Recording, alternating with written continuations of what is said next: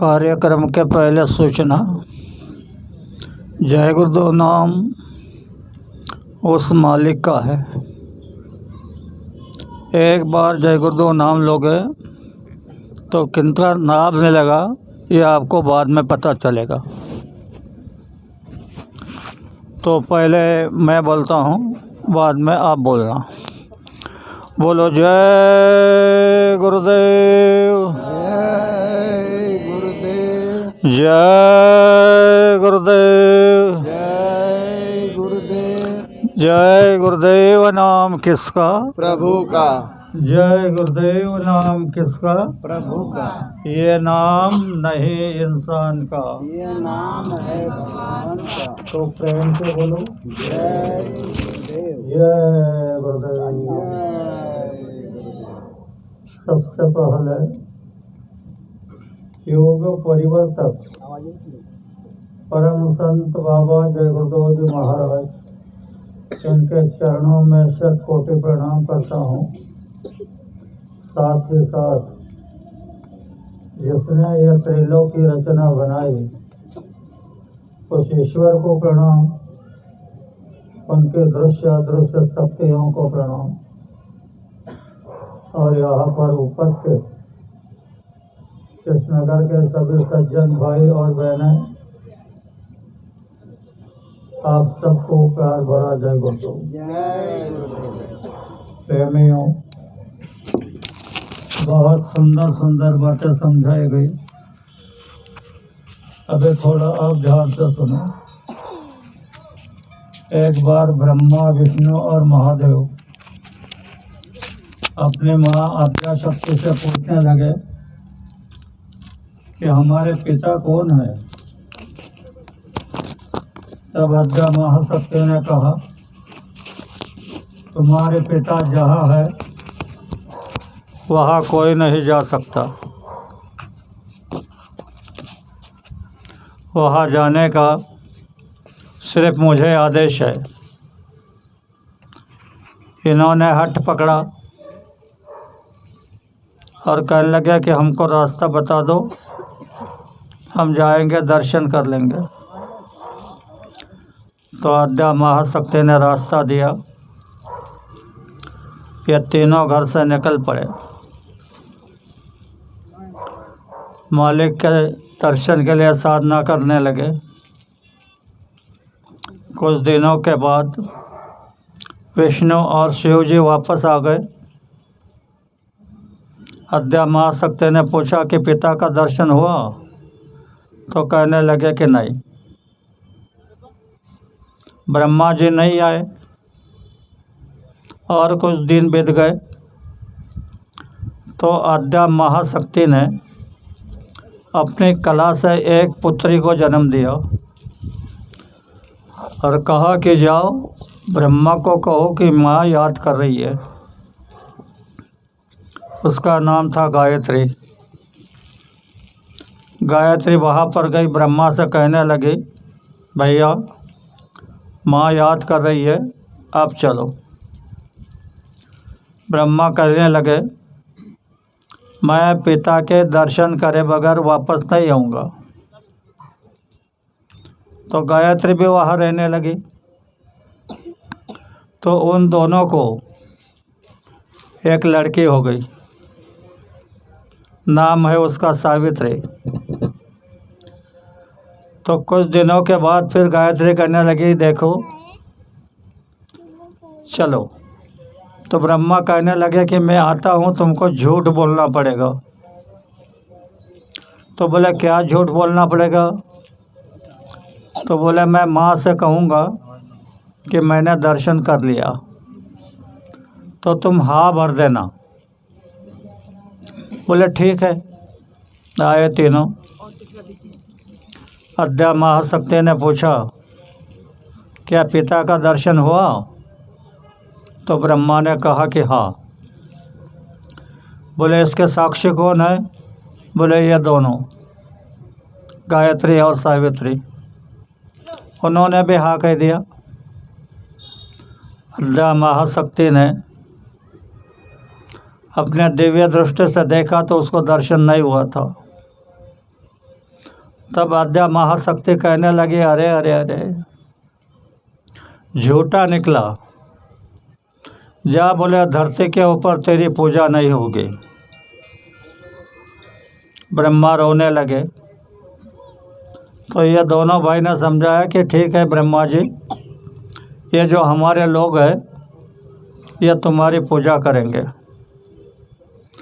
तो आज विष्णु के और शिव जी के लोग ब्रह्मा की पूजा कर रहे हैं। तो कहने का तात्पर्य यह है कि ब्रह्मा, विष्णु और महेश, इनको ईश्वर का दर्शन नहीं हुआ, और तुम और हम पामर जीव याद भी नहीं कि ईश्वर क्या है, कहाँ रहता है, कैसा है। तो मालिक ने आपको ऐसा रास्ता दे दिया कि तुम उसका दर्शन कर सकते हो। तो इसमें ज़रा गड़बड़ी बना दी है। जब यहाँ सतयुग था, त्रेतायुग था, तब यहाँ के लोग सुमिरन, ध्यान, भजन करते थे और अपने देश वापस जाते थे। ईश्वर ने देखा ये ऐसे ही वापस चले जाएंगे तो मेरा खेल बिगड़ जाएगा। तो ब्रह्मा को कहा कि तुम मिथुन सृष्टि बनाओ। पहले निरी सृष्टि से देखने से गर्भधारणा होती थी। ब्रह्मा ने तपस्या की, ऊपर से आवाज़ आने लगी। देखा नहीं, खाली आवाज़ आने लगी। तब ब्रह्मा ने 4 वेदों का निर्माण किया। वेद तो 4 है, लेकिन इसके खंड है 3। अभी अच्छी तरह से समझना। 1,00,000 श्लोक है, उसमें 80,000 श्लोक कर्मकांड है। ये करो, वो करो, वो करो, वो करो, ये कर्मकांड है। 16,000 श्लोक उपासना है। मंदिरों में जाओ, पूजा करो, व्रत करो, ये करो। और सिर्फ 4,000 श्लोक ज्ञान कांड के रख के बंद कर दिए और कहा कि नेति नेति, यानी इतना ही नहीं और कुछ है, मैंने देखा नहीं, मैंने सुना। तो ये कर्म कांड में जब हम लोगों को फंसाया गया तो कितने दिन से यहाँ हम आए हैं ये हमको याद भी नहीं। और यही ईश्वर के जाल में जन्मना और मरना, जन्मना और मरना, इसी चक्कर में फंसा दिया। कर्मों का विधान बना दिया, यह कर्म करोगे तो यह सज़ा मिलेगी, यह कर्म करोगे तो यह सज़ा मिलेगी। तो कहाँ से आए, कहाँ जाएगा, ये भी हमको मालूम नहीं है। तो फिर हमने जिसने जो कहा उसी के अनुसार करने लगे। इतने अज्ञान हो गए कि आखिर हम कौन हैं इसका भी बोध नहीं रहा। तो किसी ने कहा, मच्छिंदर अपने गोरख से बता रहे हैं कि लोग तरह तरह का तरीका कर रहे हैं उसको पाने के लिए। किसी ने कहा कि तिलक लगाओ तो भगवान मिल जाता है, भुजाओं पे लगाओ, गले में लगाओ, यहाँ लगाओ। तो मच्छिंद्रनाथ गोरख से बता रहे हैं सभी के अंग पे तिलक लगावे, काला पीला चित्राना, इस मूर्ति को खूब सजावे, क्या टिकली का फल पाना। तुमने इस शरीर को खूब सजाया, क्या टिकली का फल मिलेगा। तो दूसरे व्यक्ति ने कहा, अरे नहीं, वो नहीं, तुम उपवास करो, उपवास करो, सोमवार करो, मंगलवार करो, कोई भी वार करो तो तुम्हें भगवान मिल जाएगा। तो उपवास करने लगे। तो मच्छिंदर गोरख से बता रहे हैं 11 धरते 12 छोड़ते, क्यों दिल को तुम समझाते? अरे दुकान में क्या थोड़े मर गए, क्या उपास का फल पाते? तो उपास करने से भी बोले कुछ नहीं मिलेगा। फिर कहने लगे, किसी ने कहा कि भस्म रमाओ, बदन पर भस्म रमाओ और जंगल में जाकर के धुनी रमाओ। वह भी कर लिया। तो मच्छिंदर बता रहे हैं, सभी अंग पे भस्म रमावे, वो क्या साधु कहलावे? और सब दिन गद्दा लोड़े राख में, फिर क्यों दिल को शर्मावे? उससे भी नहीं मिला। तो आखिर में कहा कि ब्रह्मचारी हो जाओ तो भगवान मिल जाएगा। तो मच्छिंदर बता रहे हैं कि इंद्रमार ब्रह्मचारी हुआ, उस नारी का संग छूटा। हम क्या जाने ना मर्द हुआ है, उस नारी से नहीं लपटा। कहे मच्छिंदर सुन लो गोरख, जमाना निकला सभी झूठा। आत्मज्ञान जाना जिसने, योग जुगत का रंग लुटा। आत्मा का ज्ञान, किताबों में बहुत ज्ञान पढ़ा है। कई बच्चे सर्विस कर रहे हैं, पर आत्मा का ज्ञान, अभी अभी हमारे दादा बता रहे थे कि हमारा ये शरीर जो है ये पूरा जड़ है। हाथ पैर जड़ है, हमारे कान जड़ है, आँख जड़ है, सब जड़ है। इसमें सिर्फ चेतन जीवात्मा है, और यह जीवात्मा की चेतनता से तुम बोल रहे हो, हिल रहे हो, डोल रहे हो, हाथ काम कर रहे, पैर काम कर रहे, सब काम कर रहे हैं जीवात्मा की चेतनता से। तो इसकी भी बात आपको समझा दूँ कि यह जीवात्मा कितनी बड़ी है। दादा आपको बता रहे थे कि संडास के कीड़े, इसमें भी कीड़े हैं, उसमें भी जीवात्मा है, चिट्टी में जीवात्मा है।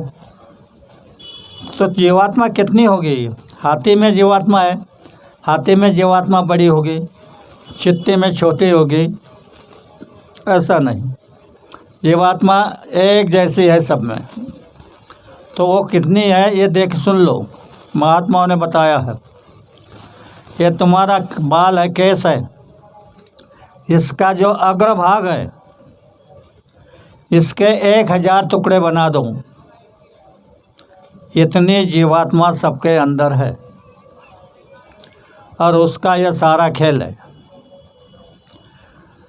तो यहाँ धरती के ऊपर जो जीवात्मा का दर्शन जीते जी कर लेगा, उसका जन्म मरण छूट जाएगा। ये बाबा जय गुरुदेव जी महाराज ने कहा है। और उन्होंने गांव-गांव, शहर-शहर जाकर के कहा कि मैंने तुम्हारे लिए जलसे रचाए, गली गली में खूब पर्चे बटाए, फिर भी नहीं समझे तो भाग्य तुम्हारा। कहा कि पूरब और पश्चिम में बदबू बहेगी, उत्तर और दक्षिण में खूब धजेगी, लाशों का लाशों पर होगा नज़ारा, सुने तो जाओ संदेशा हमारा। बाबा जी ने यह बात कही, और इसके लिए ज़रा सी बात आपको बता दें कि मैं इस स्टेज पर बैठ करके जो बोल दूंगा तो पूरब का सूरज पश्चिम को निकल जाएगा, पर मेरी बात झूठ होने वाली नहीं। अब बाबा जी की बात अगर झूठ होने वाली नहीं है और इतना विनाश होने वाला है कि पूरब से पश्चिम तक, पश्चिम से उत्तर से दक्षिण तक, तो क्या करोगे? कैसे बचोगे? आप तो अभी देखा आज हमने कि लोगों को ज़बरदस्ती बुलाया गया सत्संग में, और हम जहाँ सत्संग को जाते हैं, हम जाते नहीं उससे पहले वहाँ खचाखच लोग बैठ जाते हैं।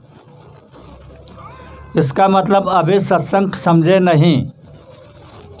सत्संग का अर्थ अगर समझ गए होते तो यहाँ पर तो जगह नहीं मिलती। ठीक है, कोई बात नहीं, कम से कम ये वचन तो भी सुन रहे हैं, तो ये भी तुम्हारे काम आएगा। मैं आज संकल्प करता हूँ कि लोग यहाँ बैठ कर के जो सत्संग सुन रहे हैं, तो आप न अपने ये मन में संकल्प करो कि मेरी ये समस्या है, मेरा ये काम नहीं हो रहा है,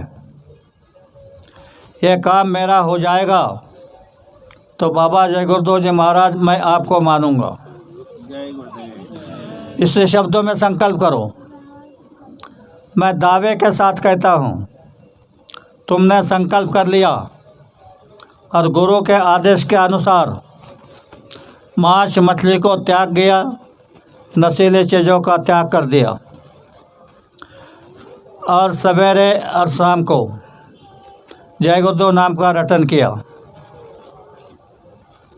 तो डंके के साथ बता रहा हूँ 6 महीने के अंदर तुम्हारे घर में सुख शांति पैदा नहीं हो जाएगी तो बाबा जी को बाबा जी मत कहना। जय गुरुदेव। ये कोई ऐसे वैसे बाबा नहीं है, ये उस देश से आए हैं।